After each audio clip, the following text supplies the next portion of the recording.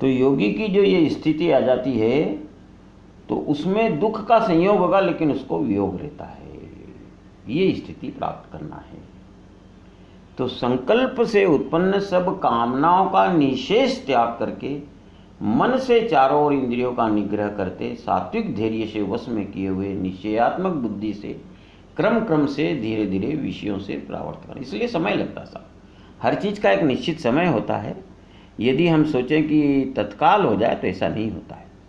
जैसे यदि बीज बोते हैं तो उसका पेड़ बनने में कुछ निश्चित समय की अवधि होती है। बार बार हम ज़मीन से खोद के पेड़ को बीज को निकालेंगे तो बनेगा नहीं। दही को जमाना हो, दूध को दही में, तो कुछ समय होता है। बार बार हम दूध को छेड़ेंगे तो दही नहीं बनेगा। तो सात्विक धैर्य, भगवान पे पूरा भरोसा है, सब कुछ भगवान है, ये मन में रखते हुए धैर्य से वश में किए हुए निश्चयात्मक बुद्धि से क्रम क्रम से धीरे धीरे विषयों से परावर्त करना चाहिए और परमात्मा में लगाकर दूसरे विषयों का चिंतन नहीं करे। तो इसके लिए मतलब बहुत सुंदर है, गीता कोई ग्रंथ थोड़ी है, ये तो सुनने से ही लगता है ये भगवान की वाणी है। क्योंकि साधारण मनुष्य भी ये सोच ही नहीं सकता जो गीता में बताया गया। तो धीरे धीरे निश्चय कर ले कि मुझे परमात्मा तत्व को पाना है, जानना है, उसी का चिंतन करे, उसी में मन को लगाए, दूसरे बाहर के विषयों से हटाए। धीरे धीरे समय लगेगा तो सात्विक बुद्धि से चिंतन करे।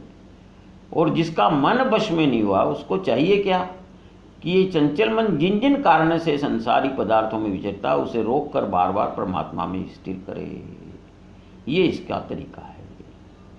तो हमें वैसे भी व्यवहार में भी यदि कोई एक जगह काम करने बैठना है भौतिक उन्नति के लिए भी, तो जो काम पहले का है वो उसको पूरा करके छोड़ना चाहिए।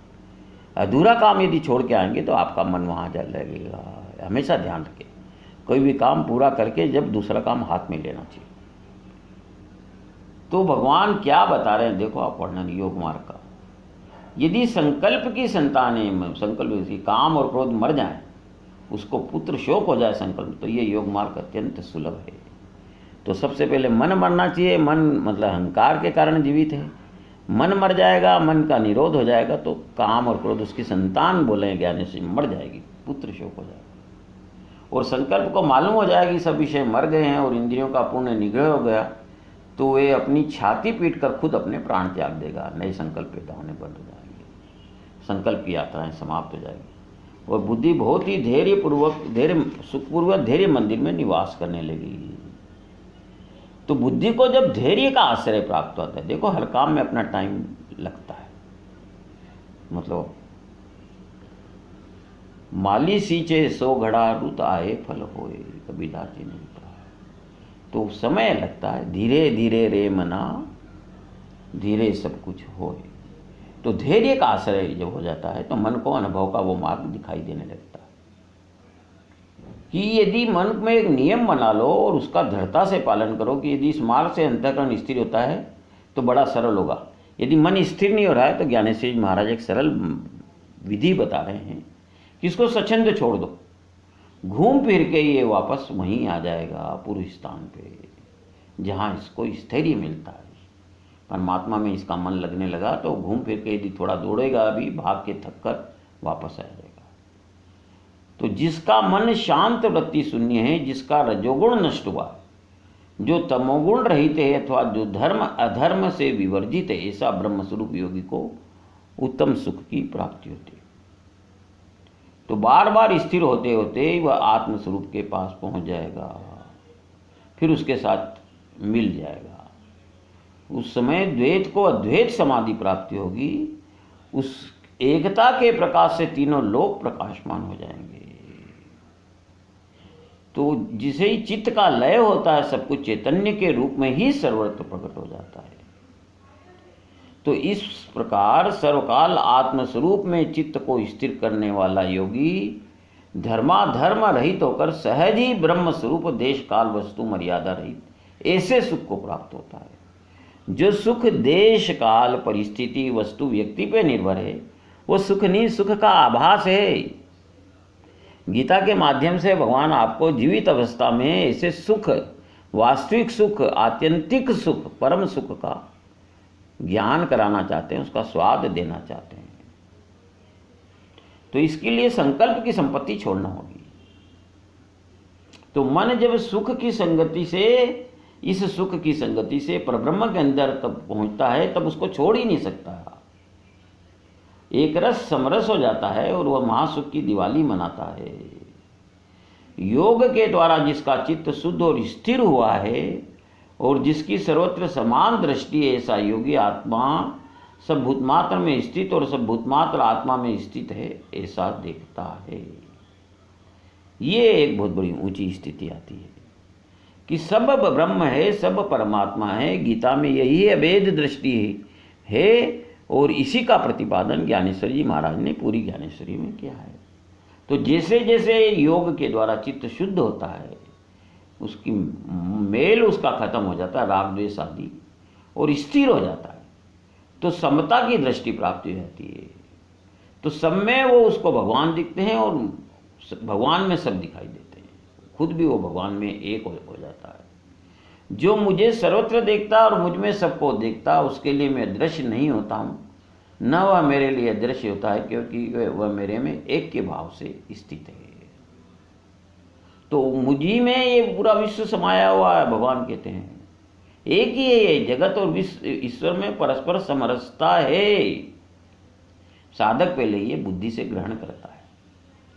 जो इस एक की भावना रखता हुआ अभिन्न भाव से मुझे बचता है, वह सर्वत्र एक उसी चैतन्य अंतर्यामी को देखने लगता है, मानने लगता है। जैसे दीपक और उसके प्रकाश में एक ही है, वैसा ही मेरे में और मेरा उसमें निवास है, ये भगवान कहना चाहते हैं। वह सिद्ध पुरुष मेरे ही रूप से साकार रहता है। इस प्रकार जो पुरुष एक के भाव में स्थित हुआ, संपूर्ण भूतों में आत्मरूप से स्थित मुझ सच्चिदानंद घन वसुदेव को भजता है, वह योगी सब प्रकार से बरतता हुआ मुझ में ही रहता है और उसके अनुभव में मेरे सिवा कुछ अन्य है ही नहीं। बस यही स्थिति पाना है। वासुदेव सर्वम जड़ चेतन गुण दोषमय विश्व कीन करता, सिय राममय सब जग जानी, करूं प्रणाम जोड़ी जुग पानी।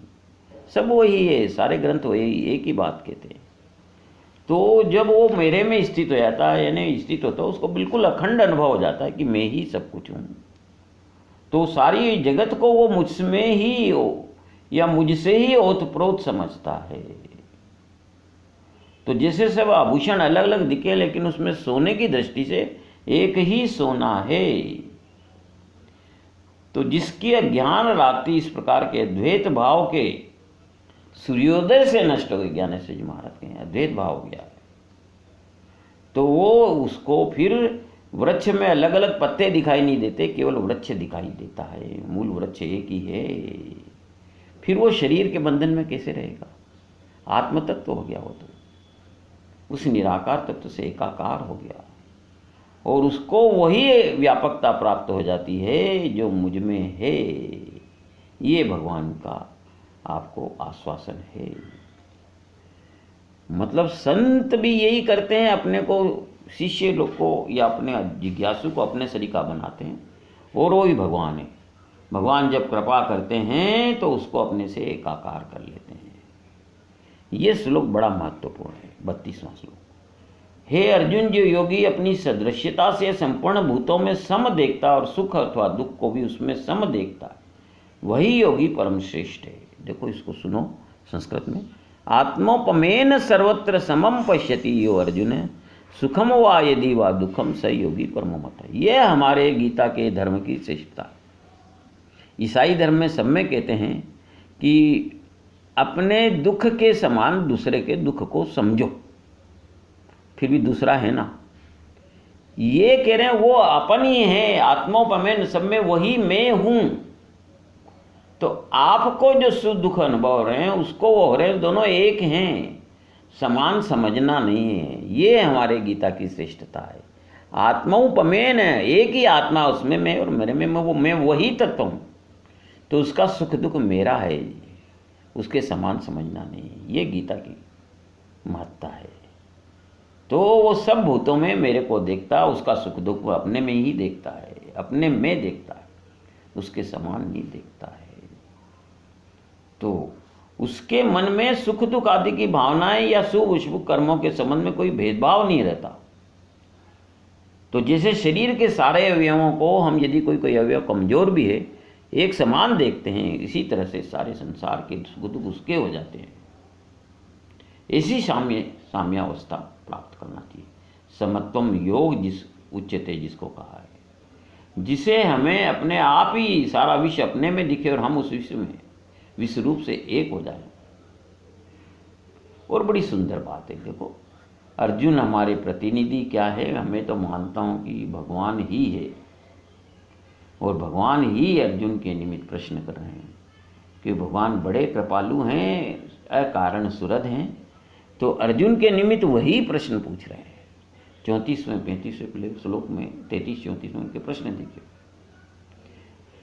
हे मधुसूदन, जो ये ध्यान योग आपने समत्व भाव से कहा है, उसकी में मन के चंचल होने से बहुत काल तक ठहरने वाली स्थिति को नहीं देखता हूं। बड़ी सुंदर बात है। मनुष्य स्वाभाविक चंचल है, कहने की बात ही नहीं है। तो ये जो ध्यान योग है आपने समत्व भाव से कहा है, मेरा मन चंचल है तो मेरा ध्यान आप में कैसे लगेगा? तो जो स्वाभाविक चीज है वो लोहा तो लोहा ही रहेगा ना, वो सोना कैसे बनेगा? तो मैं तो नहीं लगा सकता ध्यान, ऐसा मेरा लगता नहीं। और ये मन बड़ा चंचल और परमार्थी स्वभाव वाला है, मतलब हिला देता है ये पूरा, जैसे हवा कोई तूफान आता है जब, वो बड़ा दृढ़ और बलवान है। मन के सामने हमारा ठहरना संभव नहीं होता है। उसको वश में करना वायु के निग्रह के समान दुष्कर मानता हूं। आपका भी अनुभव होगा, जब मन नचाता है, मन जो चाहता है वैसे ही आप नाचते हैं। यहाँ तक कहते हैं आप कौन है? जो आपका मन है। आप क्या हैं? जो आपका मन है। कोई चीज़ अच्छी थोड़ी, आपका मन कहता है ये अच्छी है तो अच्छी हो गई। इसीलिए आपके मन की प्रतिक्रिया ही आपका जीवन है। तो ज्ञानेश्वर जी महाराज कह रहे हैं क्या बंदर को समाधि अवस्था प्राप्त हो सकेगी? कोई तेज आंधी से कहा कि जाए कि तुम चुपचाप और स्थिर हो बैठो, तो क्या वो हो सकता है? जो मन बुद्धि को भी छलता है, निश्चय को विचलित करता है, धैर्य को चकमा देकर निकल भागता है, जो विवेक को भ्रम में डाल देता है, संतोष को भी वासना का दाग लगाता है, जो मनुष्य को दशों दिशाओं में नचाता है और उसका निग्रह करने पर और उछलता है, ऐसा मन क्या अपना स्वभाव छोड़ेगा? मुझे तो नहीं लगता, अर्जुन कहता है कि ये मेरा मन स्थिर होगा, और नहीं होगा तो मैं साम्यावस्था तक नहीं पहुंच सकता हूँ। और भगवान ने उसका भी उपाय बताया। यही तो भगवान की महिमा है। भगवान से इतने प्रश्न पूछे अर्जुन ने और भगवान ने निर्विकार सम प्रसन्न मन से सबके उत्तर दिए। ऐसे गुरु दुर्लभ हैं। कोई प्रश्न मान लो उनको गले नहीं उतरते तो बोल सकते हैं कि क्या बच्चों से के प्रश्न पूछ रहे हो, या कह सकते हैं कि क्या तो इन प्रश्नों के जानने लायक तेरी स्थिति है क्या? लेकिन धन्य है भगवान। माँ गीता का प्राकट्य भगवान के निमित्त होना था, तो भगवान हर प्रश्न का बड़ी शांति से जवाब देते जा रहे हैं। तो हे महाभाव शब्द का अर्जुन के लिए कि तू बड़ा बलशाली, महान, बड़ी भुजाओं वाला है, तू वश में कर सकता है। उसके लिए उपाय बताया उन्होंने कि यह मन चंचल और कठिनता से वश में होने वाला है। उन्होंने यही कहा कि हो जाता है पर कठिन है और बहुत चंचल है। स्वीकार करा भगवान ने। अभ्यास यानी स्थिति के लिए बार बार यत्न करने से और वैराग्य से ये वश में होता है, इसलिए इसको अवश्य ही वश में करना चाहिए। इतनी बड़ी चीज़ आपको प्राप्त होने जा रही है तो उसके लिए थोड़ी तो मेहनत, श्रम, समर्पण करना ही पड़ेगा ना साहब। तो इसका स्वरूप चंचल है। फिर भी यदि वैराग्य का आश्रय लिया जाए और योगाभ्यास के मार्ग पर लगाया जाए तो कुछ समय में वहाँ इतना स्वाद है कि वो इसको पकड़ लेगा। मन का एक सद्गुण है कि जहाँ इसको चस्का मिठास लगता है मन वहीं जाता है। जिसको आप पसंद करते हैं मन वहीं जाता है। तो परमात्मा का चस्का लगाओ, थोड़ा परमात्मा तत्व को जानने की जिज्ञासा करो। तो कौतुक के द्वारा आत्मसुख के अनुभव का चस्का लगाना चाहिए। और भगवान कह रहे हैं कि मन को वश में न करने वाले पुरुष द्वारा योग दुष्प्राप्य है। ये जो योग की स्थिति उसको बिल्कुल नहीं मिल सकती, अर्थात प्राप्त होना कठिन है। और स्वाधीन यानी अपने अधीन मन वाले प्रयत्नशील, प्रयत्न करना पड़ता है, द्वारा साधन करने से प्राप्त होना सहज है। ये मतलब दोनों बता दिया। तो पहली शर्त है कि मन को बस में करो, इंद्रियों को बस में करो, उसके लिए सरल है, और जो नहीं करेगा उसके लिए बिल्कुल असंभव है, और जो कर लेगा उसके लिए सहज बताया उन्होंने। तो यदि मनोनिग्रह का उपाय शीघ्रता से आरंभ किया तो यह चंचल मन वश में हो जाएगा। भगवान कह रहे हैं ज्ञानेश्वर जी महाराज कि मनुष्य में योग सामर्थ्य आ जाए तो उसके सामने मन की चंचलता क्या चीज है। योग सामर्थ्य के सामने मन की शक्ति की तुलना हो ही नहीं सकती। इसीलिए हम ये कह रहे हैं जब तक योग की सामर्थ्य आ जाएगी, भगवान की कृपा होगी, तो आप ये बात नहीं कहेंगे। और उसके बाद अर्जुन ने जो प्रश्न पूछे हैं, जो हमारे जीवन में क्रांतिकारी परिवर्तन लाने के लिए पर्याप्त है, बहुत सुंदर प्रश्न है, अति सुंदर प्रश्न है। हे भगवान, योग से चलित मन है जिसका ऐसा शिथिल यत्न वाला श्रद्धायुक्त पुरुष योग की सिद्धि को यानी भगवत साक्षात्कार का न पाकर किस गति को प्राप्त होता है? क्या वह भगवत प्राप्ति के मार्ग में मोहित हुआ आश्रय रहित पुरुष छिन्न भिन्न बादल की भांति दोनों ओर से यानी भगवत प्राप्ति भी गए और सांसारिक भोग भी नहीं मिले, भ्रष्ट हो जाते? इस संशय में आप जब हैं तो क्यों नहीं इसका समाधान मैं आपसे कर लूँ, और आपसे बेहतर समाधान कौन दे सकता है?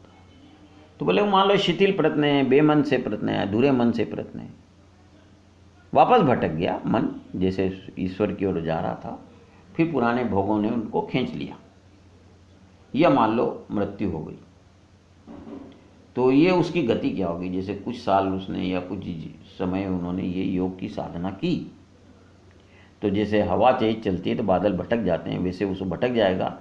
तो उसको उस पीरियड में, उस समय में न तो कोई संसारिक भोग मिले, और मन को क्या गति होगी बताइए, क्योंकि वो तो भटक चुका है, मंजिल तक कभी पहुंचा नहीं, उसका क्या होगा? बड़ा सुंदर प्रश्न है, और इसका जो समाधान भगवान ने दिया है अद्भुत है, दुर्लभ समाधान है, बहुत बड़ा भगवान का आश्वासन है जीव मात्र के लिए। हे पार्थ, उस पुरुष का न तो इस लोक में न परलोक में ही नाश होता है, क्योंकि हे प्यारे, कोई भी शुभ कर्म करने वाला यानी भगवत अर्थ कर्म करने वाला दुर्गति को नहीं प्राप्त होता। मतलब जैसे बैंक में हमारा रुपया जमा है, हम 2 महीने उसको खाते को ऑपरेट न करें तो भी रुपया जमा रहता है, ये तो उस जगत के बैंक की स्थिति है। भगवान कह रहे निष्काम कर्मयोग की साधना से, ध्यान योग की साधना है, समता से जो भी आपने पुण्य की पूंजी जमा की है, जितने पीरियड करी है, बाद में भटक गए या अधूरा रह गए, तो उसका जो पुण्य की पूंजी है उसका कोई नाश नहीं कर सकता, भगवान भी नाश नहीं कर सकते। शुभ कर्म करने वाला यानी भगवत प्रीति अर्थ, भगवत की प्रीति के लिए जो कर्म करता है वो कभी दुर्गति को प्राप्त नहीं होता है। यदि उसने अभ्यास योग का दृढ़ता से आचरण किया होता तो देह पतन के पूर्व ही उसको 100 अहम सिद्धि प्राप्त हो जाती। मान लो भटक गया या मृत्यु आ गई, गति धीरी है, तो भी उसको मोक्ष की प्राप्ति अवश्य होगी। कैसे? सुनिए, भगवान की जिम्मेदारी है। यहाँ भगवान आश्वासन दे रहे हैं कि मृत्यु के बाद आप मनुष्य बनेंगे, कोई जिम्मेदारी नहीं है, कोई एश्योरेंस नहीं है। आप इंजीनियर हैं, इंजीनियर बने, कोई एश्योरेंस नहीं, पुरुष हैं, पुरुष रहेंगे। लेकिन जो पुण्य की पूंजी निष्काम कर्म योग द्वारा, साधना द्वारा, अभ्यास योग द्वारा, ज्ञान योग द्वारा ध्यान आपने अर्जित किए, भगवान उसको सुरक्षित रखते हैं और उनका बैंक कभी फेल नहीं होता। तो बोले उसको उन्होंने योग भ्रष्ट कहा है कि अभी मंजिल पे नहीं पहुंचा है और कोई कारण से वो भटक गया है या मृत्यु हो गई। ये भ्रष्ट अपने यहाँ आजकल का जो प्रचलित शब्द भ्रष्टाचार वो नहीं, उसकी यात्रा अधूरी रहेगी। तो उस पुरुष को भगवान पुण्यवानों के लोक यानी स्वाभाविक उत्तम लोगों को प्राप्त होकर बहुत वर्ष तक उसमें रहकर शुद्ध आचरण वाले श्रीमान पुरुष के घर में जन्म लेता है।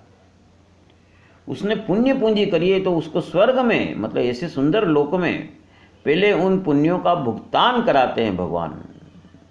देखो भगवान की बड़ी कृपा है, जबकि वो वापस भटक गया और उनमें भी उसको वापस भगवान की कृपा है। वो अमोघ है, वो मतलब भोग अलौकिक है, दिव्य है, पर उसका मन का वैराग्य जो है वो बना रहता है। और फिर उसको वो भगवान क्योंकि जन्म तो अपने हाथ में नहीं आया। ऐसे जगह ऐश्वर्य कुल युक्त कुल में जन्म दिलाते हैं, नीतिमान कुल में, जहाँ नित्य सत्य और पवित्र वाणी का उच्चारण होता है, जहाँ निरंतर शास्त्र शुद्ध आचरण होता है, जहाँ नित्य जागने के लिए वेदों का नित्य पठन होता है, सदाचार जिसका व्यवसाय है, सार असार विचार जिसकी का मंत्री है, जिसके कुल की चिंता खुद भगवान करते हैं, ऐसे कुल में उसको कि वो उसकी सिद्धि का मार्ग जो है साधना को आगे बढ़े, ऐसे कुल में उसको जन्म देते हैं, जहाँ उसको अनायास उसमें श्रद्धा होती है, उसके संस्कार जाग जाते हैं। भगवान देखो कैसे सुरक्षा करते हैं उसको।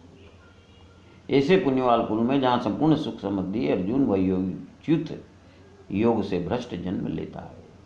आगे के आज खाली 2 श्लोक है ये। वैराग्यवान वह पुरुष उन लोकों में न जाकर, कभी कभी सीधे भी मान लो ये स्वर्ग वगैरह में न जाकर, ज्ञानवान योगियों के कुल में जन्म लेता है, जो ज्ञानी है उन लोगों के। ओहो, और वो जो जन्म है वो अति दुर्लभ है, और वहाँ वह पुरुष उस पहले शरीर में साधन के हुए बुद्धि के संयोग को, यानी समत्व बुद्धि योग के संस्कारों को अनायास ही प्राप्त हो जाता है। समय आने पे वे जागृत हो जाता है और वो उस संस्कार को आगे बढ़ते हैं। जैसे कोई ब्रेक जर्नी की हमने रात में, तो आगे जब यात्रा करेंगे तो जितनी यात्रा हम कर चुके हैं उतना कम चलना पड़ेगा, ऐसा भगवान विधान बैठा देते हैं। जैसे आप जो गीता श्रवण कर रहे हैं, ये आपके पिछले जन्मों की पूंजी जमा है, तो उसके प्रभाव से फिर अच्छी तरह भगवत प्राप्ति के निमित्त यत्न करता, पहले ही उसको साधन बैठा देते हैं, उसको संस्कार बनाते हैं। हमारे सामने दृष्टांत है, शंकराचार्य 8 साल की आयु में क्या नहीं पा गए थे, उनके पिछले जन्मों की पूंजी थी। ध्रुव महाराज को 6 महीने पहले उनकी मृत्यु हो गई, यदि 6 महीने उस जन्म में और साधना करते तो वो जो लक्ष्य उन्होंने ध्रुव बन के कमाया पाया वो पहले मिल जाता। और देखो उनको एक साधारण सी घटना हुई, उनकी सौतेली माता ने कुछ खराबा व्यवहार किया और वो संस्कार जाग गए, और 6 महीने में जो शेष रह गए, भगवान ने 6 वर्ष के बालक की वो यात्रा पूरी करवा दी। ये दृष्टांत है आपके सामने। तो विवेक वृक्ष के तल में उनका आसन होता है, ऐसी जगह उनका जन्म होता है। नित्य ब्रह्म फल का सेवन करते हैं, और बाल्यावस्था में ही उनको संस्कार मिल जाते हैं। शंकराचार्य का मैंने बताया आपको, ध्रुव का बताया। ऐसा जन्म पाने के लिए उत्तम कुल में देवता भी कामना करते हैं, और मृत्यु लोक के महान वैभव भी ऐसे उत्तम काल में, ऐसे उत्तम कुल में, मतलब जन्म पाने के लिए महान वैभव की ऐसे उत्तम कुल में जन्म होना, वे योग भ्रष्ट जन्म पाते हैं।